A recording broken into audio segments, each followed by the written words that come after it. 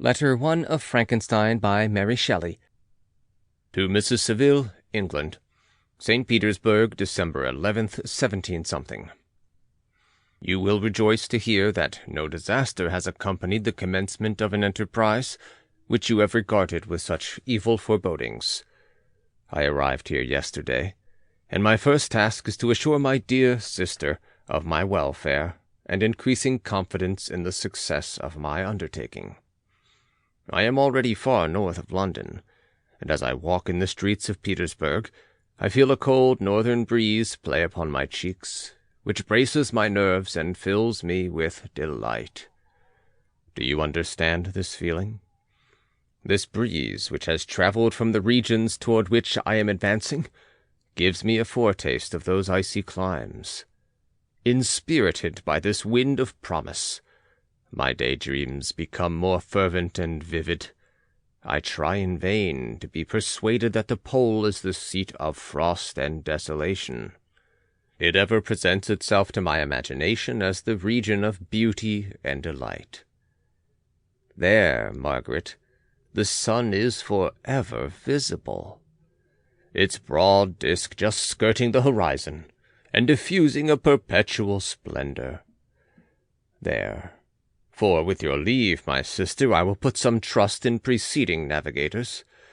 There, snow and frost are banished, and sailing over a calm sea, we may be wafted to a land surpassing in wonders and in beauty every region hitherto discovered on the habitable globe.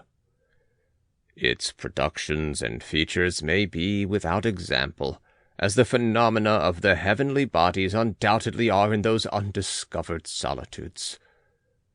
What may not be expected in a country of eternal light? I may there discover the wondrous power which attracts the needle, and may regulate 1,000 celestial observations that require only this voyage to render their seeming eccentricities consistent forever. I shall satiate my ardent curiosity with the sight of a part of the world never before visited, and may tread a land never before imprinted by the foot of man. These are my enticements, and they are sufficient to conquer all fear of danger and death, and to induce me to commence this laborious voyage with the joy a child feels when he embarks in a little boat with his holiday mates on an expedition of discovery up his native river. But, supposing all these conjectures to be false, you cannot contest the inestimable benefit which I shall confer on all mankind to the last generation, by discovering a passage near the pole to those countries, to reach which at present so many months are requisite, or by ascertaining the secret of the magnet, which, if at all possible, can only be effected by an undertaking such as mine.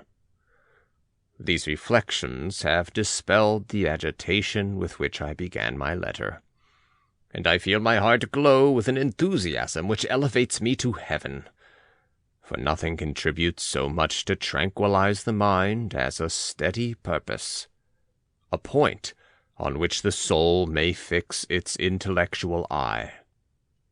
This expedition has been the favorite dream of my early years.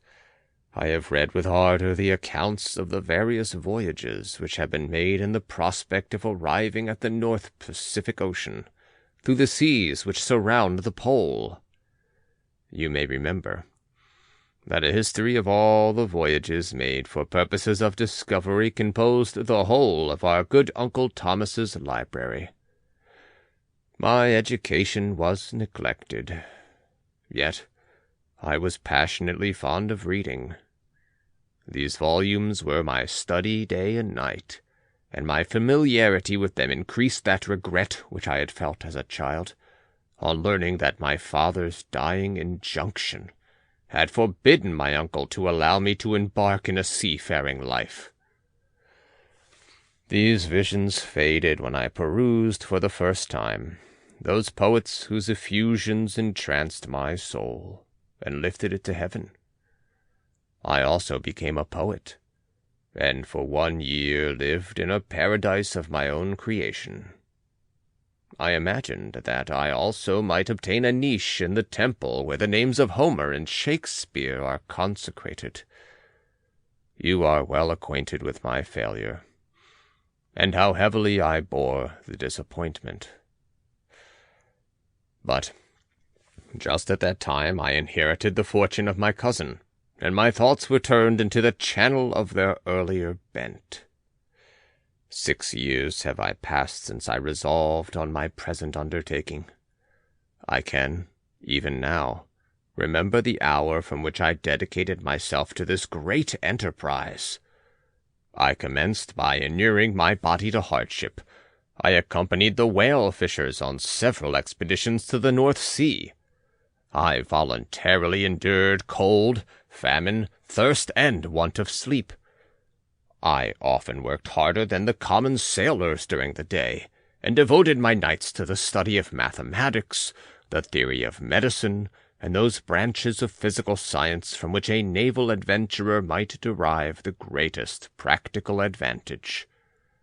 Twice I actually hired myself as an undermate in a Greenland whaler, and acquitted myself to admiration. I must own, I felt a little proud when my captain offered me the second dignity in the vessel, and entreated me to remain with the greatest earnestness, so valuable did he consider my services. And now, dear Margaret, do I not deserve to accomplish some great purpose? My life might have been passed in ease and luxury, but I preferred glory to every enticement that wealth placed in my path. Oh, that some encouraging voice would answer in the affirmative!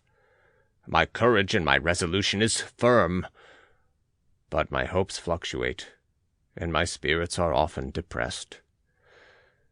I am about to proceed on a long and difficult voyage, the emergencies of which will demand all my fortitude. I am required not only to raise the spirits of others, but sometimes to sustain my own when theirs are failing. This is the most favorable period for traveling in Russia. They fly quickly over the snow in their sledges. The motion is pleasant and, in my opinion, far more agreeable than that of an English stagecoach. The cold is not excessive if you are wrapped in furs, a dress which I have already adopted, for there is a great difference between walking the deck and remaining seated motionless for hours, when no exercise prevents the blood from actually freezing in your veins. I have no ambition to lose my life on the post road between St. Petersburg and Archangel. I shall depart for the latter town in a fortnight or 3 weeks, and my intention is to hire a ship there, which can easily be done by paying the insurance for the owner, and to engage as many sailors as I think necessary among those who are accustomed to the whale fishing. I do not intend to sail until the month of June, and when shall I return? Ah, dear sister, how can I answer this question? If I succeed, many, many months, perhaps years, will pass before you and I may meet.